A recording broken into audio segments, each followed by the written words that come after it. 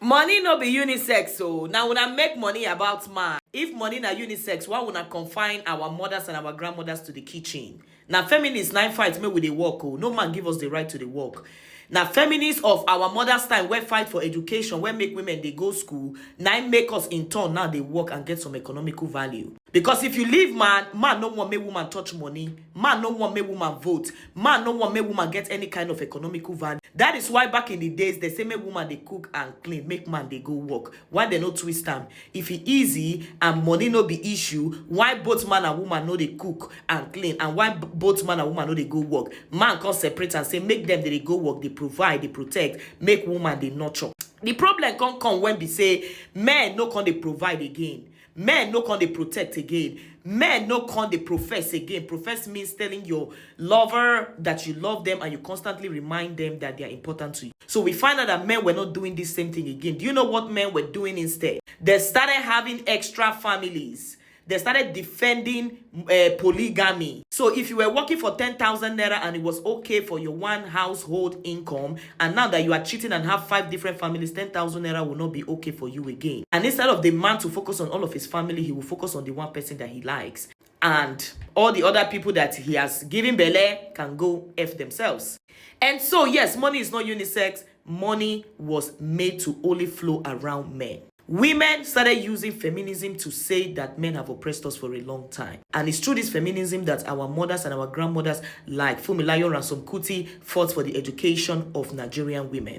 And more feminists like Chimamanda Adichie and myself were not teaching you economical power. There's something called waves of feminism. The first wave of feminism was not teaching women to make money. It was teaching women to, speak up, own their properties, and actually fight for personal autonomy in marriage, or marriages as the case may be.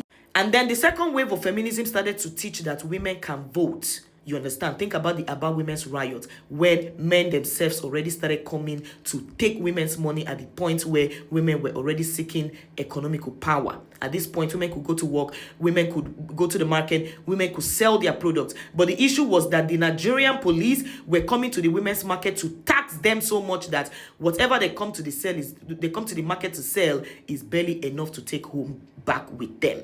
And so the About Women riot happened. Why did the About Women riot happen? There was even no phone at that time. There was no technology, but women were able to put themselves together, and it was one of the massive riots ever recorded in the women's sector in Nigeria. The third wave of feminism started teaching women about economical independence, about owning your voice, about personal freedom, about what you should do and what you shouldn't do, about choice feminism, about intersectional feminism, about prioritizing the self. And so, yes, intertwined with economical power, more women got education, and from education, we got liberation. That is why you see that we keep telling women, get an education. If you get an education, you can literally compete with men in the same field. Why men were above us, as it seems so, was because boys secondary school and boys university were introduced before girls secondary school and girls university. You can go and check when the first boys secondary school was introduced in Nigeria and what they were teaching them, and when the girls secondary school was introduced in Nigeria and what they were teaching them. For the boys secondary school, they taught them engineering, maths,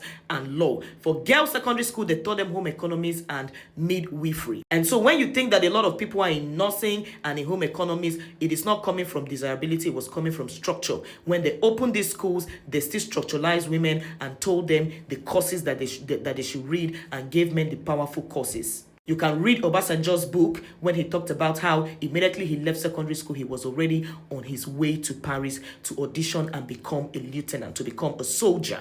There was no woman on a boat going to Paris. You can read Obasanjo's book.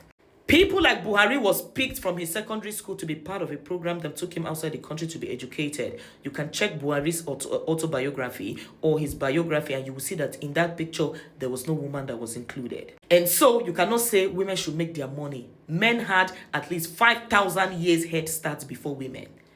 And yet here you are refusing to give your money out, refusing to be nice, refusing to eat your, refusing to give women money, provide for women, and you say you want to be in relationship with these women, and you say you want to love these women.